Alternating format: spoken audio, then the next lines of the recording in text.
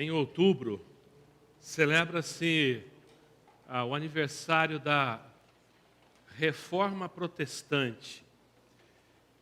Já vão 502 anos de Reforma Protestante. O que é Reforma Protestante? Martinho Lutero, no ano de 1517, 31 de outubro de 1517, depois de muito estudo, muito debate, broncas, ele, monge católico, vai e prega nas portas do castelo de Wittenberg as suas 95 teses, que eram a base doutrinária teológica da chamada Reforma Protestante, que acaba não sendo, porque a ideia dele não era fundar uma nova vertente do cristianismo, a ideia dele não era fundar uma outra igreja. Talvez alguém diga assim, ele queria fundar a igreja luterana. Na verdade, não. Ele queria que o cristianismo voltasse, o cristianismo já estava com 500 anos à época, 1.500 anos à época, voltasse às suas origens, né? Voltasse àquilo que era encontrado na Bíblia. Ele não queria mais tradição oral ou mazelas mentais, intelectuais e talvez até políticas das pessoas que interferiam no cristianismo da época, mas a ideia dele era que um cristianismo verdadeiro, um cristianismo que não é falsificado, um cristianismo verdadeiro, era um cristianismo que usava a Bíblia como sua regra de fé e prática. E aí surge, dessas 95 teses, chamada 95 teses de Lutero, tem os 5 pilares que nós já falamos, já pregamos aqui algumas vezes, a gente tem que de vez em quando lembrar disso. De vez em quando a gente tem que falar sobre isso, e hoje eu vou falar de um dos pilares. Os 5 pilares é o sola, e aí eu vou falar em latim agora, que é o sola gratia, sola fide, solus Christus, sola Scriptura, soli Deo gloria. Esses 5 pilares: somente pela graça, somente pela fé, somente Jesus Cristo, somente as Escrituras, somente a Bíblia e somente a glória a Deus. Então, esses 5 solas que são em latim são os 5 pilares da nossa fé. E aí você fala, mas nós não somos luteranos, pastor, nós somos batistas. Eu só quero lembrar você que os batistas são um grupo que tem tanto origens dos ingleses que saíram da Inglaterra já também perseguidos por causa da sua maneira diferente de pensar, inclusive com a ideia do batismo por imersão, a ideia de que a igreja tinha que ser autogerida, autossustentada, autogovernada, autopropagada e não uma igreja estatal como era a igreja anglicana, que já era uma cisão do catolicismo lá na Inglaterra. E aí, 2 britânicos saíram de lá, foram para a Holanda, o Thomas e o John, Thomas e o John Smith, vão para a Holanda e eles têm contato com anabatismo, nasce junto ali também metodismo, e por isso que o metodismo também é muito parente dos batistas, o metodismo, estão ali no mesmo contexto, e é pela primeira vez ali que surge uma congregação de cristãos chamados batistas, no início do século XVII, com o nome de batistas. Os batistas não são descendentes diretos dos anabatistas, como muitas pessoas dizem. Os anabatistas se tornaram batistas. Não. Quando surgiram os batistas, já continuaram a existir anabatistas. Continuaram a existir anabatistas quando já tinham os batistas. Isso não tira, desvaloriza em nada o fato de que esse grupo de cristãos com os quais nós somos parte hoje tinham em mente uma coisa, que a Bíblia, que o cristianismo era aquele que está, o verdadeiro cristianismo é aquele que está na Bíblia. E sempre houve cristãos na história que não se desviaram para o cristianismo estatal. Tem vários relatos de grupos de cristãos perseguidos, mortos. Esses cristãos, alguns permaneceram e outros não. Seria bom um dia a gente dar uma aula aqui só de história dos grupos dissidentes das igrejas cristãs oficiais, que depois até foram perseguidos até mesmo por alguns cristãos da Reforma. Foram até perseguidos pelos luteranos, por exemplo, lá na Alemanha. É verdade. Existem algumas páginas muito obscuras do cristianismo, sempre que alguém se esquece desses 5 pilares aqui. Sempre que o cristianismo esqueceu dos 5 pilares, o que aconteceu? Desgraça. Aconteceu morte, problema, cisão, separação, perseguição e morte de gente inocente. Sempre que aconteceu isso. Então é por isso que nós temos que sempre voltar para isso, voltar para aquilo que é importante. E como nós estamos no mês de outubro e nós estamos cercados, o Brasil é considerado um país cristão, ok? Tanto por causa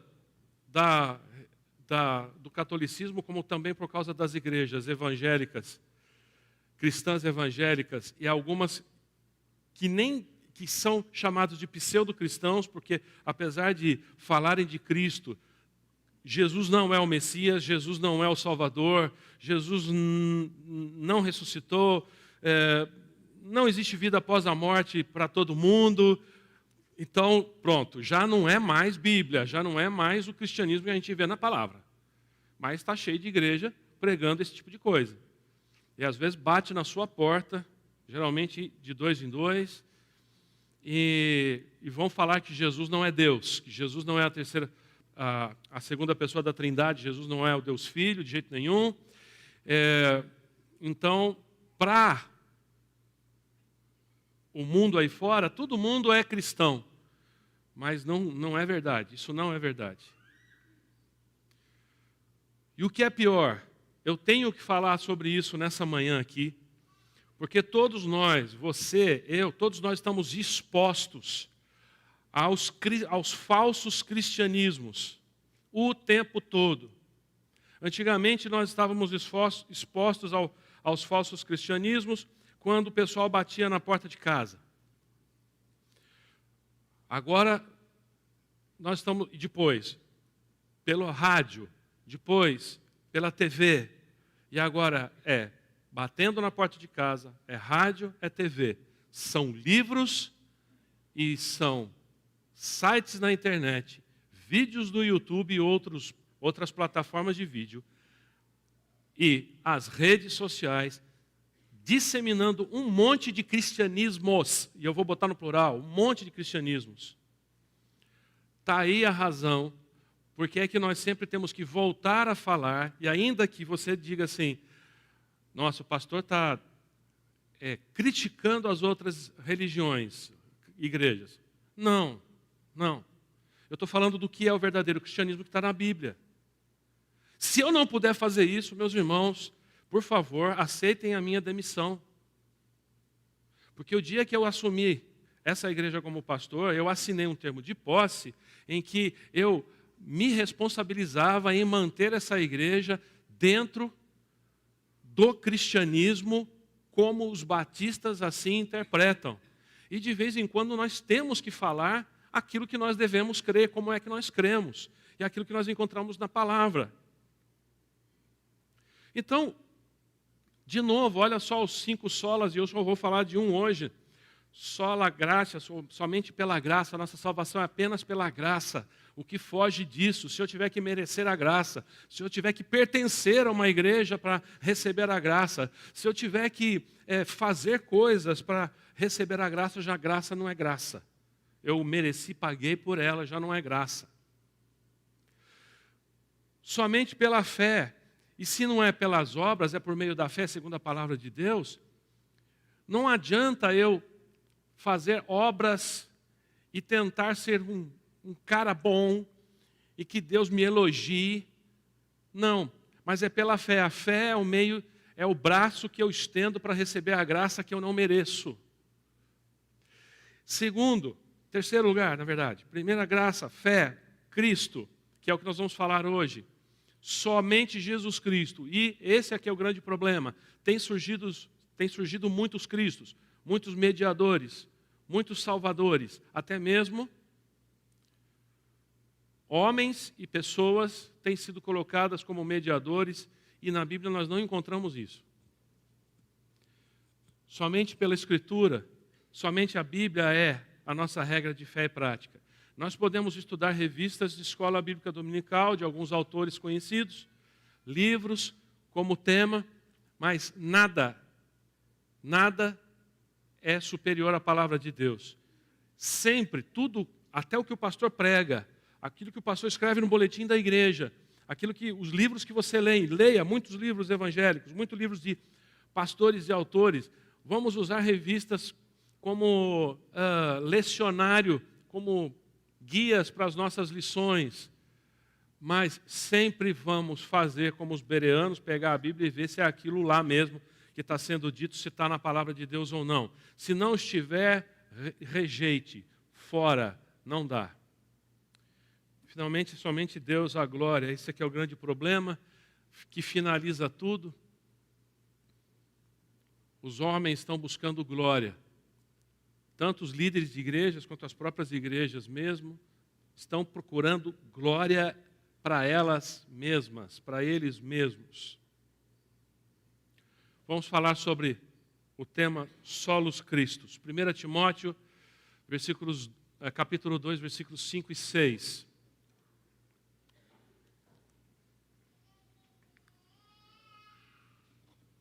Primeira Timóteo, capítulo 2, versículos 5 a 6. Na NVT diz assim: há um só Deus e um só mediador entre Deus e a humanidade. Talvez na sua Bíblia, entre Deus e os homens. E alguém vai dizer assim, então entre Deus e as mulheres. Hoje em dia, né? Então não existe mediador para as mulheres. Então é entre Deus e os homens, ou Deus e a humanidade. O homem, Cristo Jesus. Ele deu sua vida para comprar a liberdade de todos. Eu sei que talvez você tenha a salvação de todos, mas a palavra no original ali é o sentido de libertação. Liberdade de todos. Ok. Há um só Deus e um só mediador entre Deus e a humanidade, o homem Cristo Jesus. E alguém vai dizer assim, mas por que é que o apóstolo Paulo, ao escrever a Timóteo, ele enfatiza o homem Cristo Jesus? Na sua Bíblia mais antiga, naquela versão mais antiga, talvez esteja escrito assim, Jesus Cristo, homem. Ele deu a sua vida para comprar a liberdade de todos. É de uma carga teológica, doutrinária, tão grande, tão importante, que a gente não pode deixar passar isso aqui. E tem 3 coisas que eu gostaria de mostrar aqui para os irmãos, lembrar com os irmãos. Em primeiro lugar, um cristianismo que não prega que existe apenas um mediador entre Deus e os seres humanos não é verdadeiro cristianismo. E olha só como é importante lembrar disso. Porque existem, e aí eu coloquei um cristianismo em itálico, porque se não é um cristianismo que prega a Jesus como o único mediador, já não é cristianismo. Mas as pessoas consideram assim, o governo considera assim ao fazer o censo e chamar todo mundo de cristão sem ser. ou igrejas cristãs sem ser igrejas cristãs. Por quê? Porque está cheio de cristianismo por aí, está cheio de um evangelho sendo pregado por aí, em que Jesus é mais um mediador, Jesus é mais um personagem. Muitas vezes, Jesus é até um personagem central, mas ele não é o único personagem. E o duro é, em alguns lugares, Jesus não é o personagem nem central. Jesus, ele é paralelo. Jesus, ele está à margem. É como se Jesus, ele fosse um patrono da religião, mas a mediação fosse da própria igreja, a mediação é do pastor, que é um ungidão de Deus, ou do líder religioso, quem quer que seja o líder religioso local, ou o líder religioso que lidera os outros, e ele então é o mediador. Tudo errado não está na palavra, não está ali. É por isso que nós não podemos entender isso aqui sem entender o sola escritura, o somente a palavra. Porque se nós acharmos que outras coisas, por exemplo, tradição oral, aquilo que é dito, aquilo que alguém recebe uma revelação hoje, desfaz aquilo que está na Bíblia, vira bagunça. Vira bagunça. E é o que acontece. Não sem razão, as pessoas criticam o cristianismo que se multiplica por aí. Não é? Então, nós somos, os cristãos evangélicos são criticados pela proliferação de igrejas que aparecem, que vão surgindo. E eu vou dizer uma coisa aqui que pode até chocar alguns. Não tem problema nenhum se as igrejas que forem aparecendo forem igrejas que estão baseadas nesses 5 pilares, que pregarem a Jesus Cristo como único mediador, somente pela fé, somente pela graça, somente a Deus a glória e somente a palavra de Deus. Não tem problema nenhum. Mas aí é que está. O grande problema é que vão surgindo novas revelações, novas luzes, novas coisas que não se encontram, não se encaixam nisso que nós entendemos pela palavra de Deus. E aí, meus queridos, vai a preocupação de pastor que fala à igreja, um pequeno rebanho. Toma cuidado, porque o pastor ele leva as ovelhas para beber da água tranquila ali, apesar de não ser o bom pastor Jesus, mas aquela água limpa, aquele pasto que não está envenenado, que não tem ervas daninhas e venenosas, né? Que fica de olho nos lobos que estão querendo atacar as ovelhas, e quando uma ovelha está... porque às vezes a ovelha, ela, ao invés de, aí vai a cultura, ao invés de balir, que esse é o barulho que a ovelha faz, ela bale. E ao invés de balir, ela uiva. Entendeu o que eu quero dizer? Sabe aquela ovelha que uiva e que rosna? E aí o pastor tem que estar muito atento para ver quem é essa ovelha que está uivando e rosnando, ou buscando vítimas dentro do próprio rebanho. O pastor tem que fazer isso. Por quê? Está cheio de água envenenada, está cheio de pasto venenoso, ruim, e está cheio de ovelha no meio do rebanho. Ovelha, se tirar a capinha, é lobo, não é ovelha. Isso está na Bíblia. Então, aí vai a grande responsabilidade do pastor, e por isso ele tem que falar isso. Não sei se vocês já notaram, mas para alguém se tornar membro da Igreja Batista, geralmente é assim nas igrejas batistas, tá? E nessa especialmente, para você se tornar membro dessa igreja, você tem que passar por uma classe de doutrina, em conversas com o pastor, depois passa por uma profissão de fé, e aí parece que o pastor está querendo convencer você a não se batizar, né? O pastor chega e fala, viu, mas você tem certeza mesmo? Não foi alguém que mandou você vir aqui, principalmente para os jovens, para as crianças, ou para o marido que vai se batizar junto com a esposa. Aí a gente fica perguntando, mas você não vai se batizar, você não vai se tornar membro porque é por influência do seu marido e sua esposa? A gente fica perguntando isso, não fica? E alguém vai dizer assim, nossa, parece que esse pastor está querendo que eu não seja membro. Eu vou dizer para você uma coisa, é melhor você descobrir tudo o que nós cremos agora, antes de você se tornar membro, do que depois você dizer assim, não, olha, isso aqui eu não sabia, ninguém me falou, e estou voltando para a minha antiga religião. Nós não queremos que você perca o seu tempo. Nós queremos ensinar aquilo que está na palavra de Deus, aquilo que é valioso para nós, e aí você tem que tomar uma decisão. Você aceita a crer como tantos milhões de pessoas têm crido ao redor do mundo pelos séculos, ou então você diz assim, eu não aceito, vou permanecer na minha. Ok, ótimo, ótimo. Mas nós estamos fazendo um favor de não enganar você. Nós estamos fazendo um favor de não enganar você.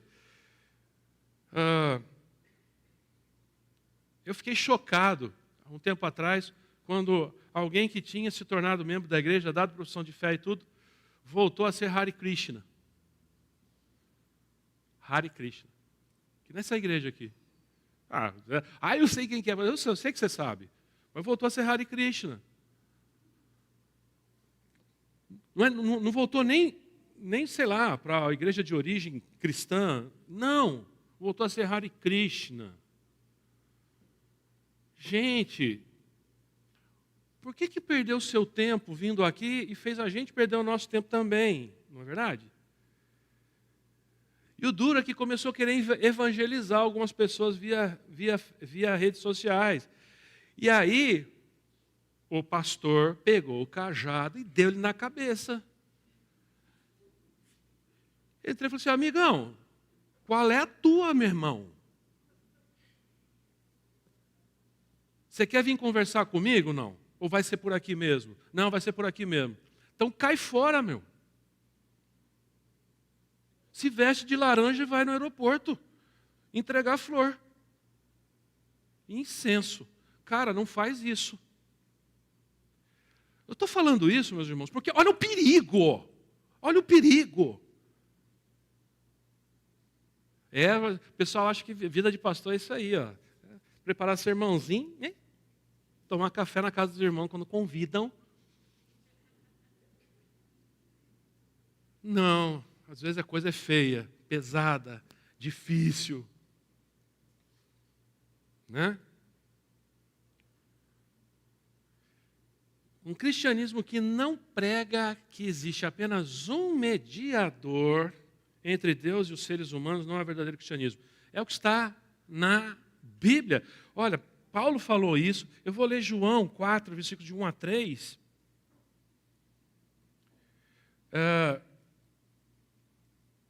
Na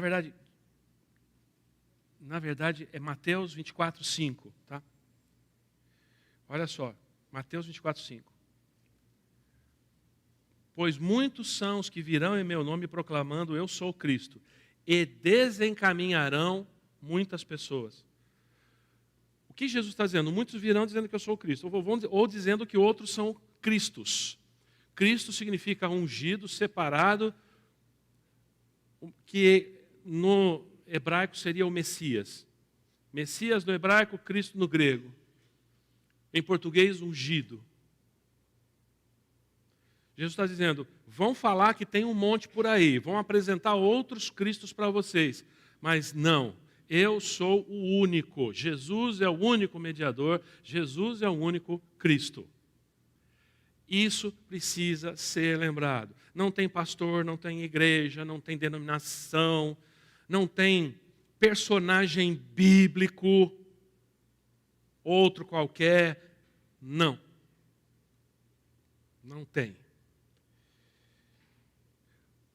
Você sabe uma vez, olha só como que é fácil alguém achar que ele pode se tornar mediador entre os homens e Deus.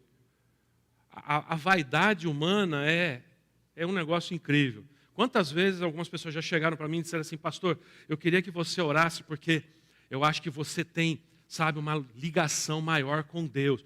Aí vem o inimigo e faz, o diabo estava assim, chega assim, aí, cara, bate nas costas do pastor e fala, é isso aí, você tem mesmo. E aí a gente sente a tentação do orgulho, e o orgulho, segundo a palavra de Deus, a soberba precede a queda. A soberba precede a queda. Então é só um pastor achar que realmente a oração dele é mais poderosa, que ele tem mais influência celestial, que pronto, ele cai. E cai feio. Paulo passou por uma tentação dessa, mas ele rejeitou. Parece que uma das tentações de Paulo era a soberba. Tanto é que ele fala isso. E aí lá em Atos 10, versículos 23 a 26, Atos 10, versículos 23 a 26, diz assim, no dia seguinte, desculpa, eu falei Paulo, né? Paulo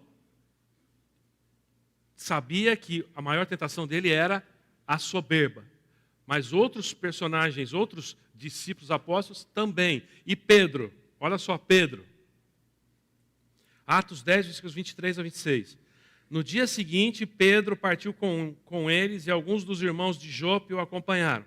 No outro dia chegaram a Cesareia. Cornélio os esperava com seus parentes e amigos mais íntimos que tinha convidado. Quando Pedro ia entrando na casa, Cornélio dirigiu-se a ele e prostrou-se aos pés, adorando-o. Ou seja, Cornélio, ele se ajoelhou diante de Pedro e o adorou. Mas Pedro o fez levantar-se, dizendo, levante-se, eu sou homem como você. Presta atenção nesse episódio de Pedro. Pedro, Cornélio, que era, então, um homem temente a Deus. A história de Cornélio não vou falar aqui agora, mas ele a sua família se convertendo. Pedro tem uma visão, ele é um gentio. Bom, quando Pedro aparece lá na casa de Cornélio, Cornélio se ajoelha.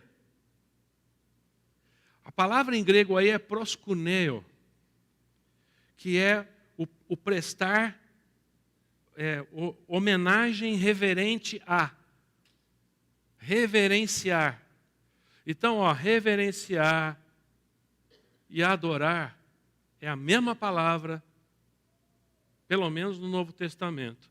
E aí, Pedro levanta Cornélio e fala, não se ajoelha diante de mim, não. Eu sou homem igual a você. Por que é que hoje em dia ainda existem tantos homens aceitando que os Cornélios se ajoelhem diante de si mesmos? Por que é que existem tantos homens aceitando que as pessoas os adorem? Por que não seguem o exemplo de Pedro? Se Pedro soubesse o que estão fazendo com ele hoje, depois que agora ele não pode fazer mais nada, né? Mas a gente sabe que Pedro, em vida, ele não aceitava que alguém o adorasse, ou como vou chamar isso daí, prestasse uma reverência quase que sacramental diante dele. Ele não aceitava. E ninguém deve aceitar, porque segundo o que nós acabamos de ler, só existe um mediador entre Deus e a humanidade. E se você disser assim, mas isso deve estar na Bíblia dos Batistas, está na Bíblia de todo mundo, de qualquer igreja. Isso aí está na Bíblia dos Batistas, esse Atos 10 aí, não, está em qualquer Bíblia. Esse 1 Timóteo 2, 5 a 6 aí, só existe um mediador, está na Bíblia de todo mundo. Na Bíblia de todo mundo. Segundo lugar, um cristianismo que não prega que Jesus era totalmente homem, totalmente Deus, não é verdadeiro cristianismo. O apóstolo Paulo, ao falar para Timóteo, ele está num contexto que havia já desvios doutrinários, havia os docéticos que diziam que Jesus, ele não morreu de verdade, não ressuscitou corporeamente de verdade. Era uma mistura de crença que Jesus era como um deus grego, sabe? Aquela coisa que ele era algo que não era um Deus encarnado, 100% homem, 100% Deus. É isso que nós acreditamos. Jesus era 100% homem, 100% Deus.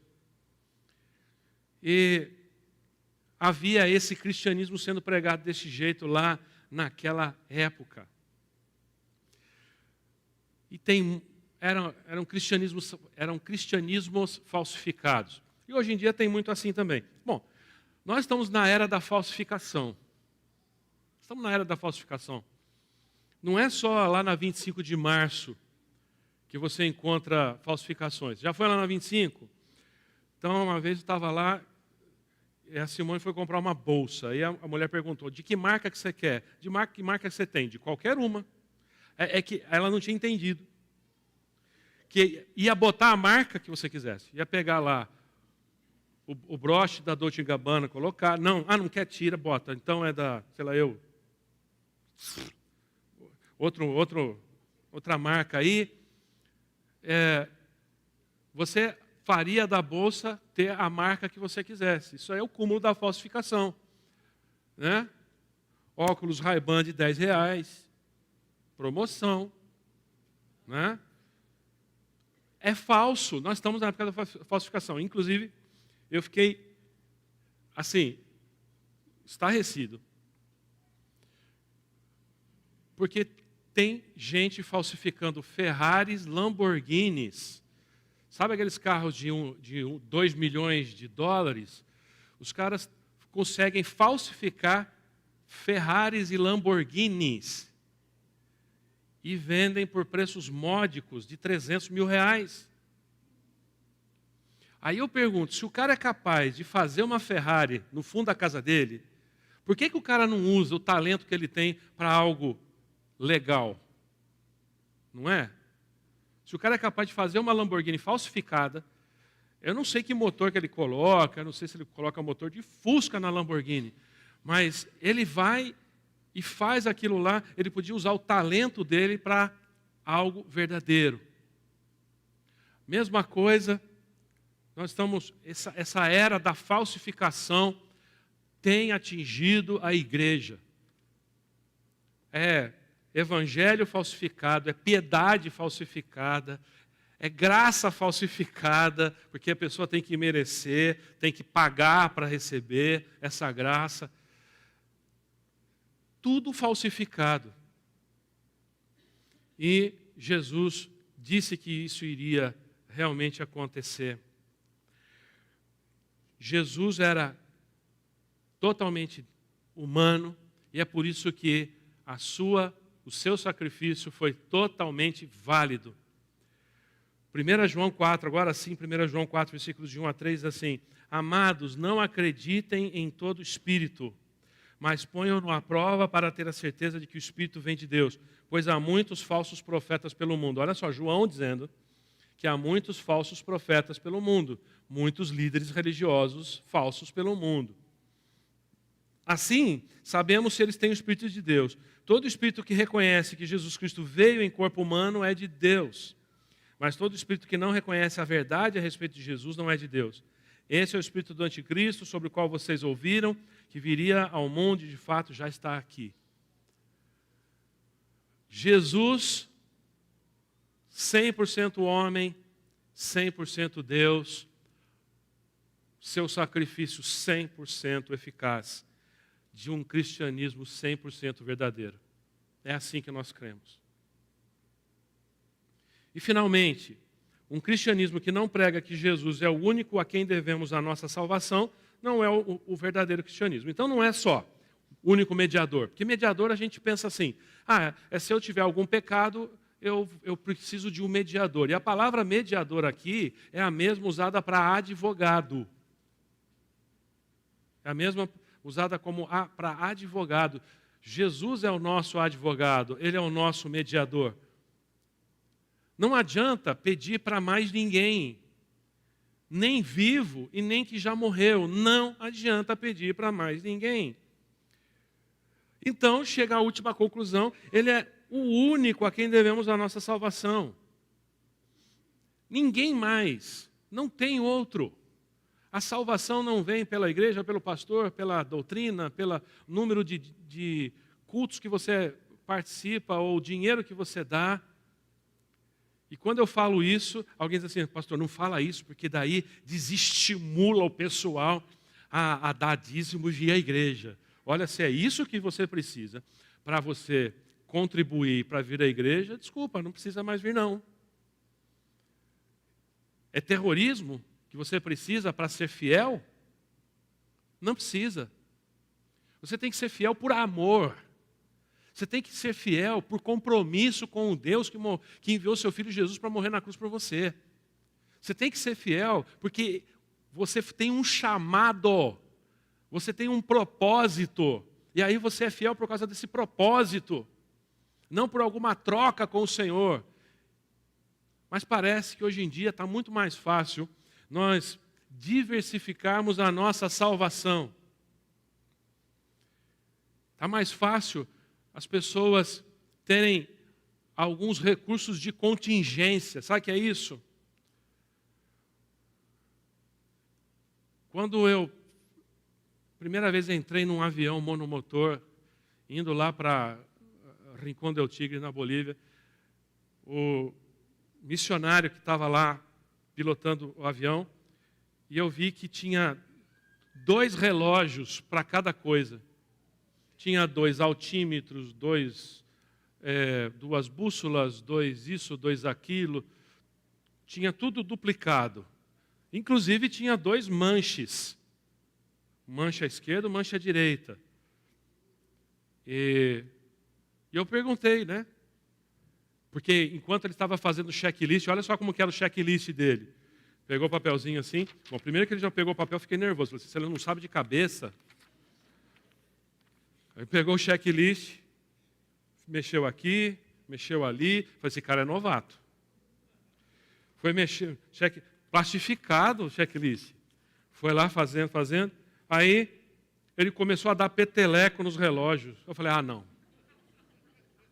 Deu um peteleco num, peteleco no outro. Eu falei, não. Aí eu perguntei para o piloto, ele era de Asas do Socorro, piloto de Asas do Socorro. Wilson Kennenberg. Aí eu perguntei, escuta, mas eu achei que ele estava querendo me deixar nervoso, trote mesmo. Mas ele falou, não, esse aqui tem 2, porque se um pifar, tem o outro. Eu falei, e o peteleco? Isso aí é costume. Costume dar um petelequinho. Ele chama equipamento de contingência, ou seja, se um pifar, tem o outro, ok? E está cheio de gente que vive a sua vida cristã com um salvador de contingência. Tem Jesus, mas tem também as minhas obras. Tem Jesus, mas tem também a minha igreja. Tem Jesus, mas tem o meu dinheiro, viu? Tem Jesus, mas tem também o mundo ao meu redor, que pode me acudir. Esse é um cristianismo falso, porque o cristianismo tem que pregar que Jesus é o único que deu a vida para a nossa salvação, Ele é o único Salvador. Esse é o nosso cristianismo do solo Christus, do somente Cristo. Amém? Baixe sua cabeça em oração. Senhor Deus e Pai, ajuda-nos a voltar sempre a lembrar que somente Cristo, somente Teu Filho Jesus. Que sejamos fiéis a esta Tua palavra. No nome do Teu Filho Jesus, o único e suficiente Salvador que nós oramos agora. Amém. Vamos nos colocar de pé e vamos cantar. Enquanto nós cantamos, vamos ter o nosso momento de dedicação, tá bom? Lembrando que ainda nesse mês de outubro, se você anotar no envelope de missões, que é para missões, óbvio, vai ser para missões nacionais ainda no mês de outubro. Cantemos e vamos ter o nosso momento de dedicação.